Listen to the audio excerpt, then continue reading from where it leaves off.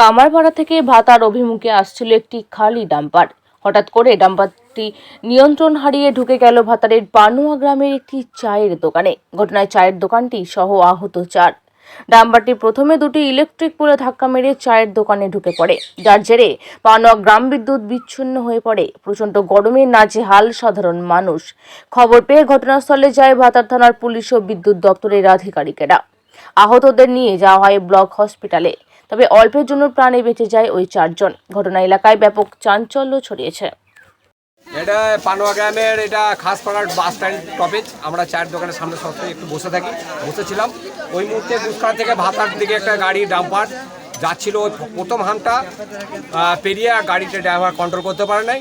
ডান দিকে ট্রান্সফর্মার ছিল, একটা ইলেকট্রিক পোল ছিল, নিচে দিয়ে নামিয়ে একটা চায়ের দোকান ছিল, দুজন ছিল, কাস্টমার ছিল, মালিকপক্ষ ছিল। মালিকপক্ষ ইনজোর হয়েছে এবং যারা চায়ের দোকানে চা খাচ্ছে তারাও ইনজোর হয়েছে। মোট কজন আহত হয়েছে? 4 জনে আহত হয়েছে। তাদেরকে মেডিকেলে পাঠানো হয়েছে ভাতার হসপিটালে। তাদেরকে আর কটা কারেন্টের পোল ভেঙেছে? দুটো ভেঙেছে, একটা ভেঙে পড়ে গেছে আর একটা হিলে একদম আধখানা ভেঙে পড়ে গেছে। ইলেকট্রিক পুলিশ এসছে? পুলিশ এসেছিল। পুলিশ এসে বললো যে সব কিছু ব্যবস্থা হবে। আমাদের একটাই দাবি, যে দোকান মালিক তার জন্য হচ্ছে গরিব মানুষ পরে কমে খায়, তার 2-3টে মেয়ে আছে, একটা মেয়ে বাড়িতে থাকে, তার যদি কিছু পয়সা পেয়ে দোকানটা আবার ঠাড়ো করতে পারে তাহলে তার সংসারটা চলবে। দেখি চায়ের দোকান? হ্যাঁ, চায়ের দোকান। আমি দেখছি ইলেকট্রিক দপ্তরের লোকরাও ইলেকট্রিক দপ্তর লোকরাও এসে গেছে। গাড়িটা সরাবার ব্যবস্থা করলে তারাও কাজটা শুরু করতে পারবে।